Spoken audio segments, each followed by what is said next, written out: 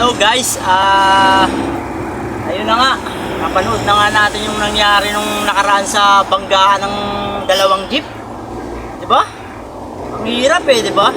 Kaya lagi nating tandaan guys, habang nasa kalsada tayo, lagi nating hahabaan yung pasensya natin para hindi lang yayari yung mga ganitong pangyayari. Alam ko, napanood nyo na to, panoorin ulit natin guys. Mahigit 8 milyong views na sa Facebook ang video na ito kung saan makikita ang tila hamunan at gitgitan ng dalawang jeep na ito sa isang masikip na daan. Ang jeep sa kanan naunang umabante. Tila nainis ang jeep sa kanan kaya binunggo ng jeep sa kanan ang jeep sa kanyang unahan. Yan ay kahit kapwa sila maraming sakay na pasahero nung mga oras na yun. Ang mga pasahero nagmamadaling bumaba. Ang isa may dala pang bata. At kahit nakaabante na ang jeep sa harapan niya, ay hinabol pa ito ng nasa likod niya. Matanggal ang lisensya!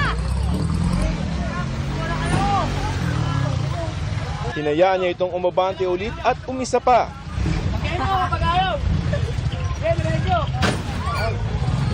Nangyari ang gitgitang yan sa Borugo Street sa Camarin, Caloocan, pasado alas 10 kagabi. So yun na nga guys, napanood na nga natin Kaya lagi nating tatandaan, mabaan po natin ang ating pasensya, lalo na sa kalsada tayo, iba-ibang tao mga kasalamuha natin. Hindi natin kilala yung mga Uy!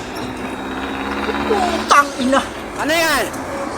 Babangga ka ba sa akin? Ikaw ang nauna, ikaw sumulpot hindi ko... Gagaling ko lang sa kulungan. Alam mo, susulpot ka, munti ka pa mabangga. Lumaba ka, sundukan tayo. O tara! Tara! Uy! Nabuhay pa inaamon yung gago ka? Abe, bitawan mo ako! Bitawan mo ako!